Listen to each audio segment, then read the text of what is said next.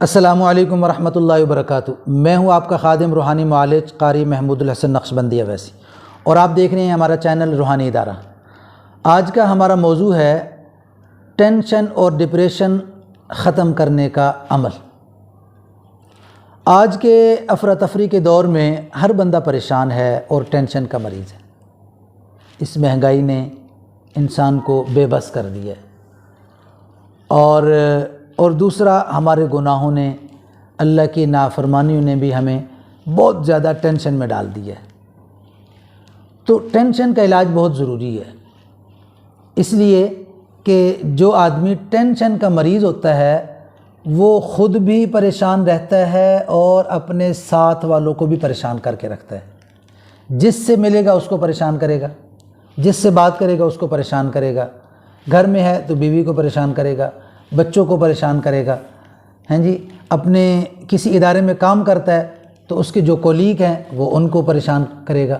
تو جو ٹینشن والا مریض ہے نا، یہ یوں سمجھیں کہ بیماریوں کی مشین ہے، یا یوں سمجھیں کہ یہ ایسا بیماریوں کا وائرس ہے کہ بس جس کے ساتھ لگ جاتا ہے نا اس کو بیمار کر دیتا ہے۔ لہٰذا جو ٹینشن والا مریض ہے اسے خود اس بات کی فکر کرنی ہے، اسے خود اس بات کی کوشش کرنی ہے کہ یہ مرض ختم ہو جائے۔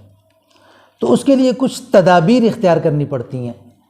تو پہلی تدبیر یہ ہے کہ ہمیشہ باوضو رہنے کی کوشش کریں، اور دوسرے نمبر پر مسجد میں زیادہ سے زیادہ وقت گزارنے کی کوشش کریں، اور تیسرے نمبر پر کسی شیخ طریقت سے، پیر کامل سے بیعت کر کے ان سے ذکر لے، اور جب تک کوئی ایسا پیر کامل، معالج، شیخ طریقت نہیں مل رہا تب تک کیا کرے کہ وصلی اللہ علی النبی الامی، یہ درود پاک وصلی اللہ علی النبی الامی، یہ کم از کم 2 گھنٹے دن میں یہ پڑھے،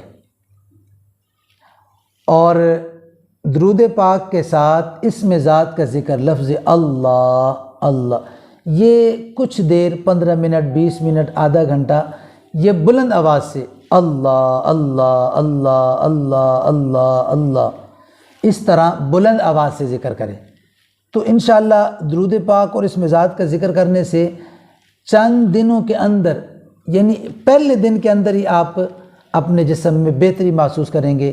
تو چند دن مسلسل یہ ذکر کریں، انشاءاللہ الرحمن ٹینشن سے اور ڈپریشن سے اللہ آپ کی حفاظت فرمائیں گے، اور اللہ آپ کو شفاء کاملہ عاجلہ عطا فرمائیں گے۔